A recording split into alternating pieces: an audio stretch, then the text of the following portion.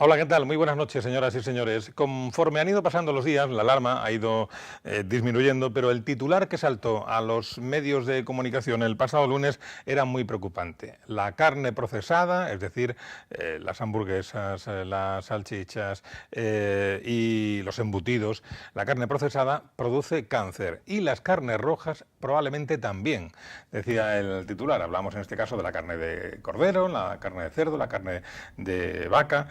Y la información procedía nada más y nada menos que de la Organización Mundial de la Salud, que precisaba que había incluido a estos productos en el mismo grupo en el que están el tabaco, el amianto o las partículas diésel, por ejemplo.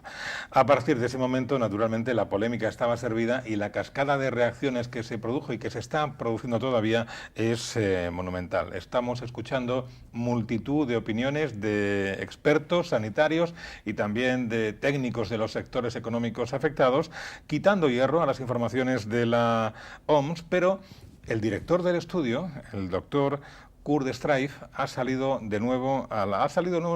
por primera vez a la palestra y ha dicho que es un estudio que no tiene ningún tipo de ataduras, no tiene ningún tipo de intereses creados con empresas ni con nadie, que está avalado por numerosas investigaciones de los mejores científicos en este campo, y ha añadido que tienen las evidencias de que 34.000 muertes al año están relacionadas, tienen una relación con el consumo excesivo, naturalmente, de carne procesada. Por lo que dice el doctor Streiff, que sencillamente el público tiene la libertad de creer a quien quiera.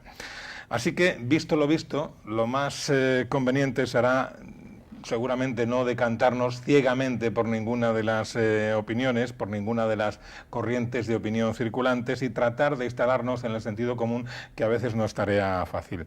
Y nos ha parecido oportuno invitar al responsable, al director general de Salud Pública de la región de Murcia, no solo por el cargo institucional que ocupa, sino por su impecable trayectoria profesional como médico. Manuel Molina Boix, buenas noches. Buenas noches, Pepe. No sé por dónde empezar, no sé qué preguntarle primero, pero lo primero que se me viene a la mente es una respuesta que he escuchado muchas veces a gente longeva, a gente mayor, cuando le suelen preguntar: ¿y cuál es su secreto? ¿Qué ha hecho usted para estar tan bien con 95 años y tal?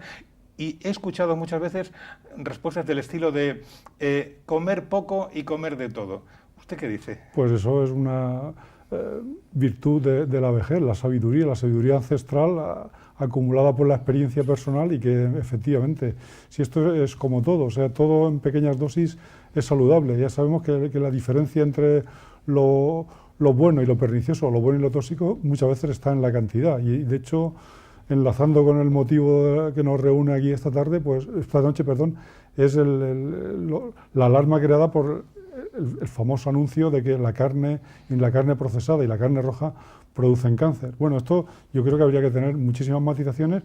En realidad no es nada nuevo, este conocimiento es un conocimiento que ya se sabía, y no es un estudio que se haya hecho recientemente ni un estudio nuevo, es un estudio que recopila, se llama un metaanálisis, que esto consiste en recopilar todos los estudios que a lo largo de muchísimo tiempo se han hecho sobre esta cuestión, sobre la carne roja y la carne procesada y su relación con determinadas enfermedades, en este caso con la producción de cáncer.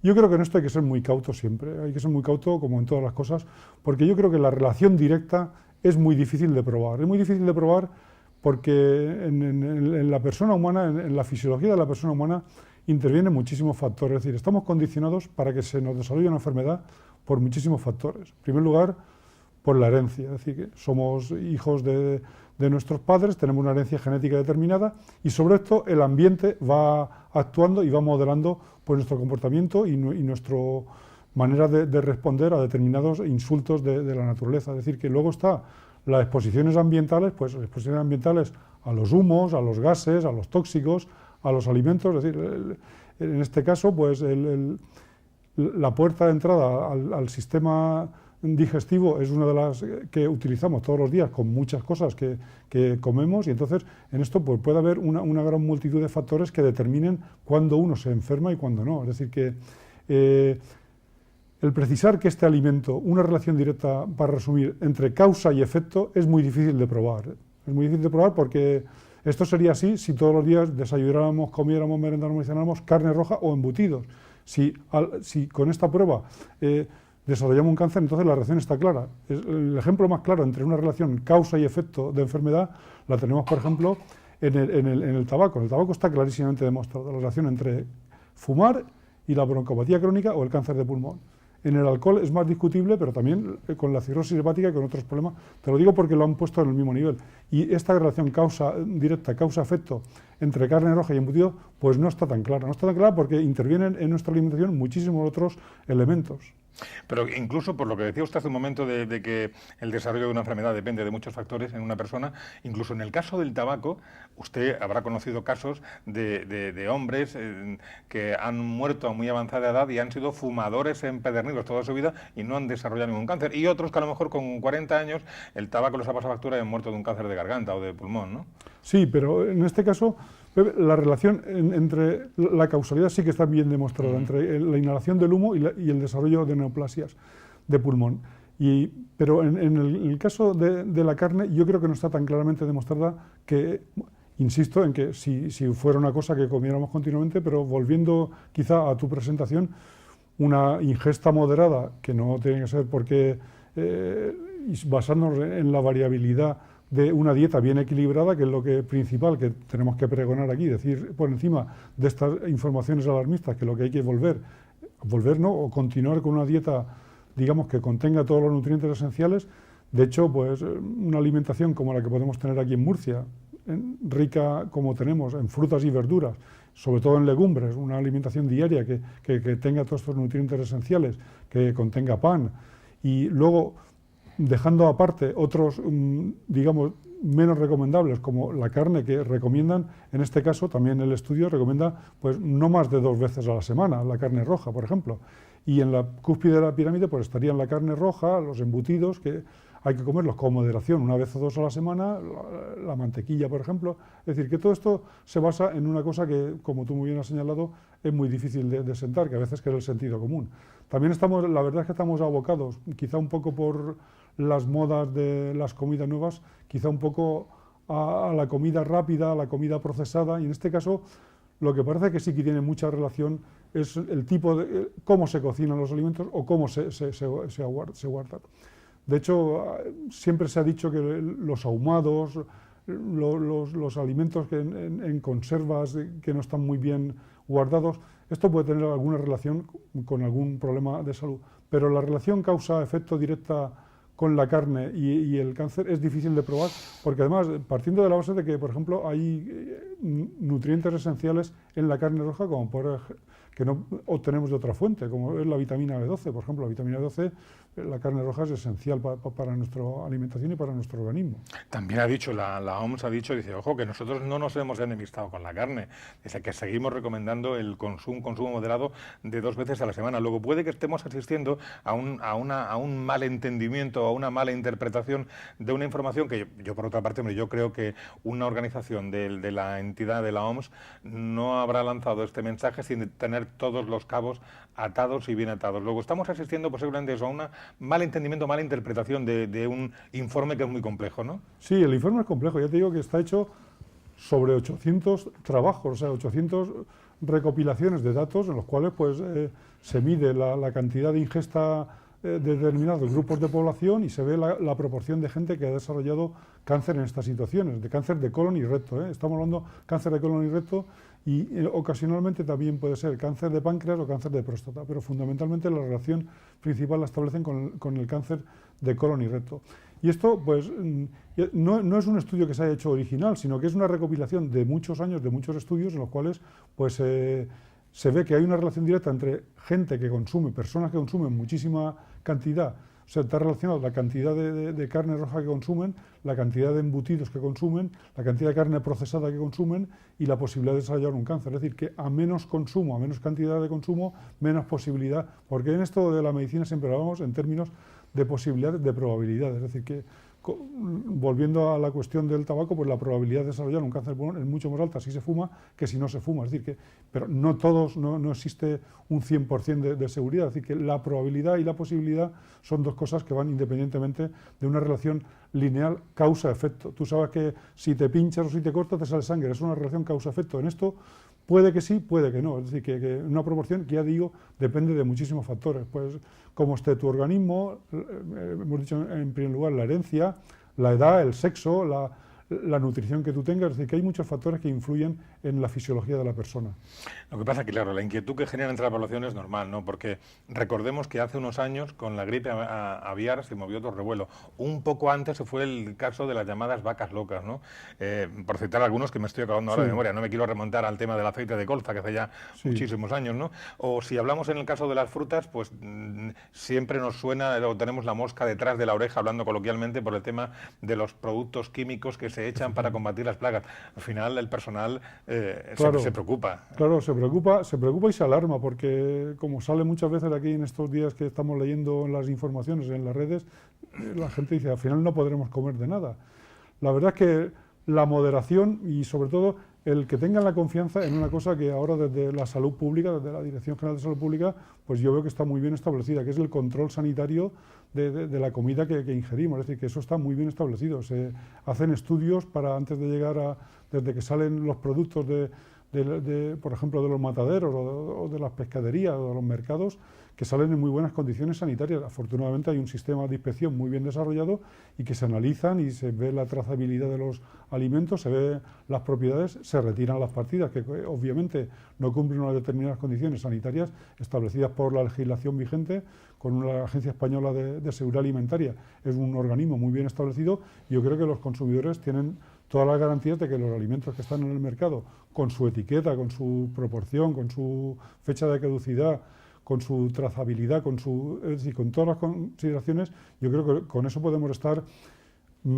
razonablemente muy bien controlados y un poco fuera de titulares alarmistas. Efectivamente, has citado los 4 principales, la encefalopatía espongiforme, que también causó muchísimo revuelo con las vacas locas, la gripe A también.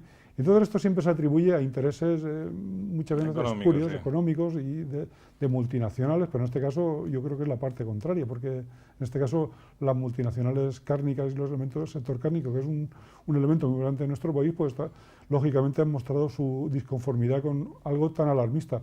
Es que descontextualizado, o sea, fuera de contexto, la carne o los embutidos producen cáncer es una cosa que eso alarma a cualquiera, pero sin embargo luego hay que matizar y hay que ver las cantidades, las proporciones, las posibilidades, y que todo tiene su aquel.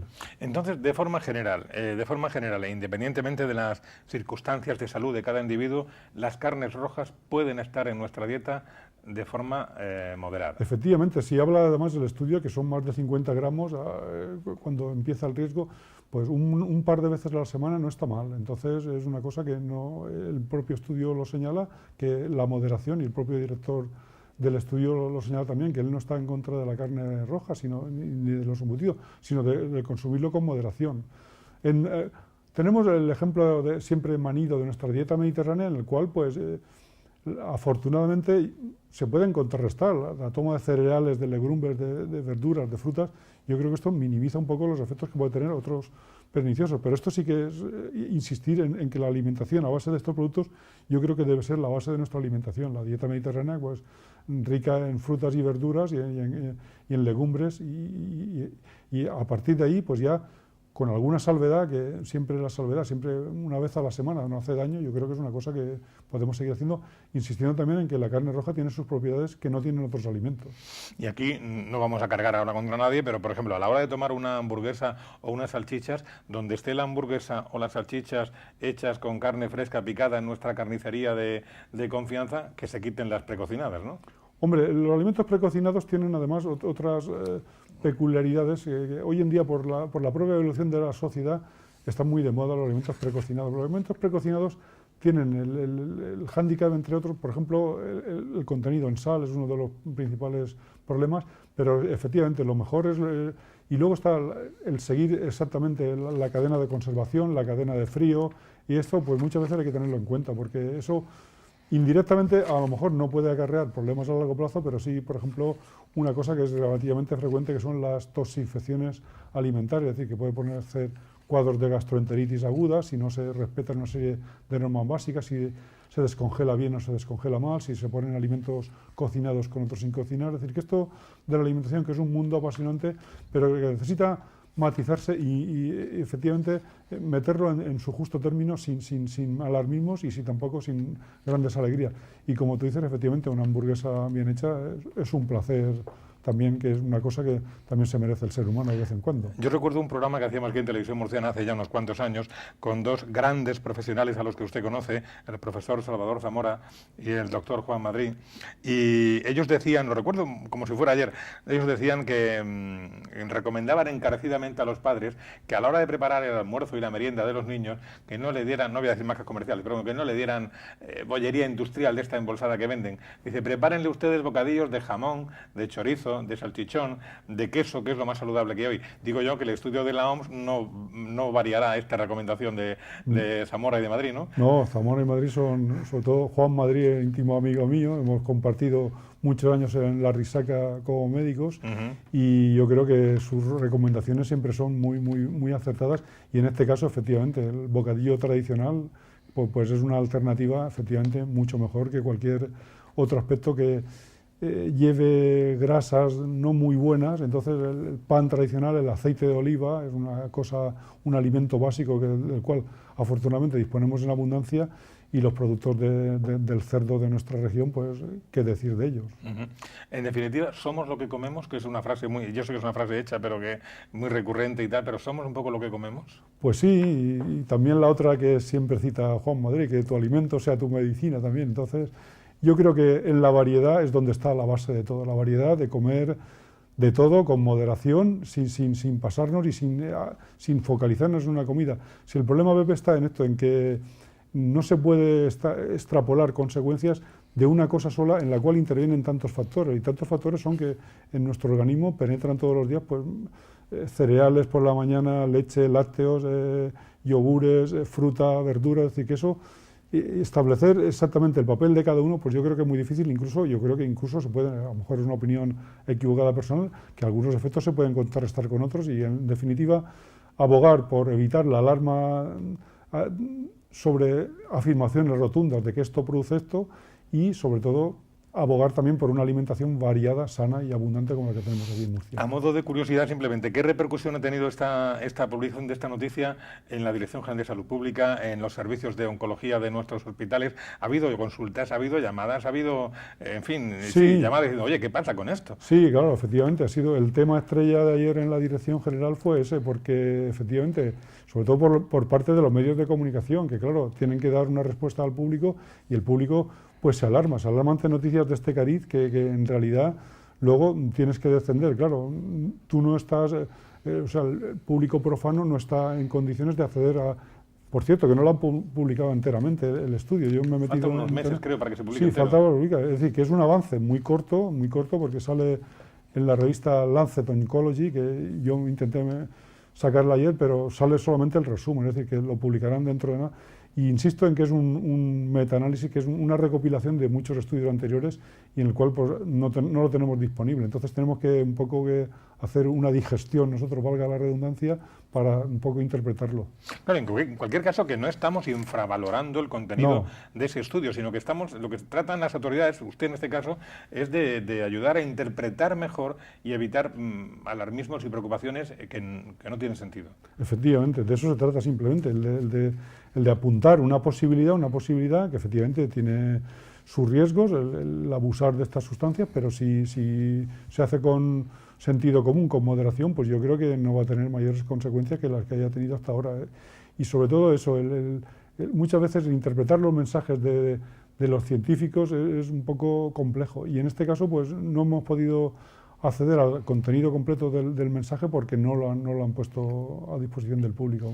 Otra cosa es que esto ya es asunto que no vamos a tratar ahora, algún día invitaremos a algún otro experto en el tema, es que, por ejemplo, le leí no hace mucho unas declaraciones en el periódico al jefe de oncología de la Risaca, el doctor Alonso, que decía algo así como que cada vez controlamos más el cáncer, pero hay más casos, o sea, hay más número de casos, aunque lo controlamos mejor en fin, tampoco pretendo establecer una relación entre lo de la OMS y esto, ¿no? Pero que el número de casos sigue creciendo. Sí, hay dos factores esenciales. Uno es que se diagnostica mucho más porque tenemos muchos medios, o sea, que a lo mejor Yo he vivido épocas en las cuales, por ejemplo, por pudor o por malentendido, pues muchas mujeres, por ejemplo, llegaban en condiciones lamentables cuando tenían, por ejemplo, algún cáncer de mama. Y otro es, efectivamente, la longevidad de la población. Está clarísimamente uno de los factores que más influye en la presentación de un cáncer es la edad. Por ejemplo, hay un aserto por ejemplo, que dice que el cáncer de próstata, que es uno de los menos significativos, si a las personas que mueren alrededor de los 90 o 100 años se le hiciera una biopsia, como tiene pocas manifestaciones clínicas, en todos casos habría, por ejemplo, cáncer de próstata. Es decir, que está íntimamente relacionado el desarrollo del mayor número de cánceres con la edad, y el otro aspecto es con el diagnóstico que se hace ahora muy precoz y afortunadamente muy precoz, y porque tenemos medios para ello y porque es uno de los mecanismos para yugularlo antes. Efectivamente, se trata mucho mejor, pero hay mucha mayor proporción, pero porque nos exponemos más a factores ambientales, a factores, por ejemplo, la irradiación solar, tenemos mucho más exposición solar debido, pues, entre otras cosas, al ozono, o también porque vivimos más tiempo, y entonces esto hace que las mutaciones genéticas, que son el origen del cáncer, pues puedan dar lugar tengan mayor probabilidad de establecerse. Pero también la fortuna es que tenemos cada vez más medios para diagnosticarlo precozmente, para tratarlo y para lograr supervivencias y curaciones pues muy elevadas que hace unos años eran impensables. Por supuesto que no está todo hecho en el diagnóstico, en el tratamiento del cáncer, pero en fin, en el diagnóstico sobre todo. Y lo que hay que insistir también desde esta dirección general es en la prevención pues, de los factores de riesgo conocidos. Los factores de riesgo conocidos, insistir sobre todo en hábitos saludables. Hábitos saludables, el primero, haciendo honor a la charla de hoy, la alimentación, el ejercicio y el evitar la exposición a factores de riesgo conocidos como pueden ser el tabaco y el alcohol y otras sustancias pues que está claramente demostrado que pueden tener una capacidad carcinogenética importante. Bueno, pues esto es lo que queríamos, tenerle hoy como invitado para, en su doble condición de médico y de, en este caso, autoridad, director general de Salud Pública y Adicciones de la región de Murcia, nos diera una explicación sencilla, entendible y asequible de lo que está pasando con el tema de las carnes procesadas y las carnes rojas, y yo creo que ha quedado bastante claro. Doctor Manuel Molina Boix, muy amable, como siempre, muchas gracias. Buenas noches, Pepe. Pues bueno, muchas gracias a ti por invitarme al programa, y cada vez que pueda yo aportar algo, si ha quedado claro, pues mejor, pero yo estoy a disposición de vosotros para cualquier cosa, porque insisto en que los medios de comunicación son el soporte imprescindible para que podamos llegar a mucha población, y esto es lo que se trata, de concienciar a la población sobre determinados factores de riesgo y también sobre determinados factores benéficos. Pues haremos uso de su ofrecimiento. Muchas gracias. Hasta otra ocasión, señoras y señores. Gracias por acompañarnos. Muy buenas noches.